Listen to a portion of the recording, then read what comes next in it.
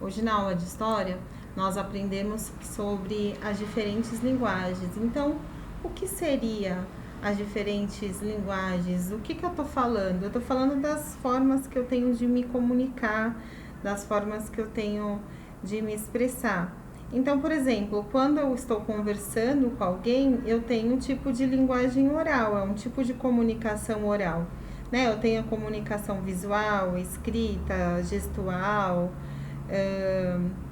enfim, na verdade, o que eu quero dizer para vocês é que é uma maneira de eu me comunicar, de eu me expressar. Então, utilizando o exemplo da foto que nós temos lá no livro, tem aqui, ó, uma cidade, né? Cotidiano aí das pessoas. Nós temos nessa cidade aí, ó, duas meninas conversando aqui. Então, por exemplo, elas estão conversando. Qual que é o tipo de linguagem que está sendo expressa nessa imagem aqui? Linguagem oral, né, gente? Porque elas estão falando. Aqui, ó, eu tenho um exemplo aqui de um jornal, tá vendo? Tem uma foto de um jornal. Qual é o tipo de linguagem? Qual que é o tipo de comunicação que eu tenho através do jornal? É uma linguagem escrita, né? Se eu tenho a dança, alguém tá dançando, é uma linguagem corporal. Então, hoje nós vimos um pouquinho lá sobre a linguagem escrita, visual, corporal, gestual. A pessoa tá fazendo gestos, tá fazendo dança, malabarismo, é uma linguagem corporal, né? Através dos gestos, nós podemos falar gestual também, né? E aí nós tínhamos que responder. Identifique 5 formas de comunicação representadas na imagem. Então, aqui tem vários tipos de comunicação, né, gente? A gente já identificou a oral, já identificou a escrita. Vamos ver mais algumas. Então, visual, o que a gente pode localizar aqui como comunicação visual? As placas de trânsito, né, o outdoor. Que mais? A gente tem também uma linguagem corporal através de gestos, né? Por exemplo, aqui a gente tem uma pessoa fazendo malabarismo. É uma linguagem corporal, né? Ela tá fazendo lá o malabarismo. Então, nós já identificamos. Eu vou abrir aqui para vocês, tá? Então, nós temos aqui, ó, jornal, placas de ruas, nomes de estabelecimentos públicos e privados, entre outros, referem-se aí à linguagem escrita, tá? Nós temos aqui os estabelecimentos, ó, posto de saúde, biblioteca, já tá escrito, né, gente? Então, não tem nem o que falar, é uma linguagem escrita mesmo. Depois, ó, aqui já tá falando visual, algumas placas de trânsito, relógio, outdoor. Oral, conversas entre as pessoas. Corporal, malabarismo, gesto das pessoas conversando, entre outras. Então, para a gente falar mais um pouquinho sobre os tipos de linguagem, nós vamos falar agora sobre as linguagens verbais e não verbais. O que são as linguagens verbais? São comunicação, um tipo de comunicação que nós temos aí a utilização das palavras. O que está dentro da linguagem verbal? É a linguagem oral e a linguagem escrita, porque tanto para mim falar, tanto para mim escrever, eu vou utilizar de palavras. Então, na minha comunicação oral, eu vou usar de diálogos, de músicas, de depoimentos, né? E na minha linguagem escrita, eu vou escrever alguma coisa. Então, pode ser um texto de uma internet, de uma revista, de um livro, né? Eu vou ter lá uma escrita lá para efetuar a minha comunicação. Depois, nós temos linguagens não verbais. Se a linguagem verbal, ela utiliza palavras para se comunicar, a linguagem não verbal, ela não utiliza palavra para se comunicar. Então, o que eu posso falar de exemplo para a linguagem não verbal? Eu posso usar a linguagem visual e a linguagem corporal. Mas para o que seria uma linguagem visual? É tudo que a gente vê, que a gente se comunica, a gente vê algo e consegue receber uma informação daquela imagem. Então, uma caricatura, uma fotografia, né? Eu estou me comunicando através daquela imagem, da linguagem visual. E ali a linguagem corporal. Então, eu posso ter uma pessoa lá brincando de mímica, ela está se comunicando, a gente brinca tentando adivinhar, né? Através do movimento corporal, ela está expressando uma linguagem corporal. Então, os gestos, as expressões faciais, a dança, são exemplos aí da linguagem corporal, tá bom? Então, no nosso dia a dia aí, nós vamos ter aí sempre vários tipos de linguagem, tanto verbal quanto não verbal, tá, gente? Depois, lá na página 87, vocês teriam que colocar aqui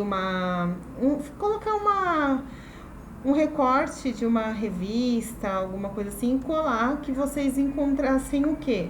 Uma demonstração de uma linguagem verbal e de uma linguagem não verbal. Aí vocês tinham que colocar um xizinho lá, tá? Só que assim, claro que terão exemplos que vocês irão observar que depende da maneira que for expresso, vai se concretizar como verbal ou não verbal, ou as duas. Como assim? Lá na página 88, nós temos um exemplo de um cordel sobre a leitura. Então, eu pedi para vocês lerem, né? A gente leu aí esse cordel, é o cordel sobre leitura, foi bem bacana. Só que se vocês observarem a exposição desse cordel, eu posso encontrar o tipo de linguagem oral, quando eu recito esse cordel, né? Quando eu leio esse cordel. Mas eu também posso encontrar uma linguagem escrita, porque eu posso pegar esse cordel impresso e eu vou ter acesso aí à minha linguagem escrita. Então, o cordel, essa escrita, pode ser aí uma comunicação verbal ou não, ou uma comunicação escrita ou oral, né? Por quê? Porque eu tenho aí as duas representações. Eu tenho a presença de palavras para minha comunicação. Eu posso ler, né? Então, vai ser demonstrada de forma oral. E eu tenho também a possibilidade aí de ter somente como escrito a minha exposição, né? Então, ficou bem bacana. Antes dessa demonstração aqui do cordel, nós tínhamos que responder lá algumas questões que tá falando assim: escolha um dos tipos de linguagem citados na atividade anterior e explique por que ele é importante para a comunicação das pessoas. Então, a gente conversou lá, por que é importante a escrita, né? Que a gente colocou lá, vocês escolheram para a gente conversar sobre a linguagem escrita, que é um exemplo da linguagem verbal. Por quê, gente? Porque através das palavras nós efetuamos a nossa comunicação. É um exemplo de comunicação mais importante que nós temos, né? Então, pode ser falado ou pode ser escrito, né? A minha linguagem verbal, mas a presença de palavras, ela e torna-se, né, essencial para a minha comunicação. Então, foi um dos exemplos que a gente utilizou, tá? Depois, nós fizemos o comecinho lá da página 90, tá? A gente conversou um pouquinho sobre uma língua específica. Então, nós vimos a cultura da comunidade Acupópia. E aí, nós vimos lá que eles têm uma língua... a Acupópia é a língua de raiz africana derivada do Kimbundu, né? Na verdade, aí eles utilizavam essa língua, esse tipo de expressão, de comunicação, para poder programar a fuga deles, né? Naquela época, eles tinham que se comunicar de maneira secreta para que os capangas lá dos fazendeiros não descobrissem a fuga deles, né? Então, é um refúgio, é uma maneira de expressão muito importante, né, que eles tinham na época. E aí, essa linguagem, né, na verdade, de comunicação, aí o que acontece? Os moradores da comunidade quilombola, o que acontece? Eles estão preocupados porque eles estão perdendo a cultura deles, dessa língua, porque as crianças atuais, né, essa nova geração, não tem, assim, não vem necessidade em aprender essa língua. Por quê? Porque não tem mais necessidade de fuga. E aí, o que acontece? Eles estão aí sofrendo um grande risco de entrar em extinção aí, os idiomas que eles tinham na época. Então, nós ficamos de ver alguns exemplos lá de algumas palavras, né? Digamos assim, alguns códigos que eles tinham, né, para demonstração dessa linguagem. Então, por exemplo, criança na linguagem deles era Kamanako. Então, assim, quem não conhecesse essa linguagem, esse tipo de comunicação, não ia descobrir de forma alguma o que eles estavam conversando, né?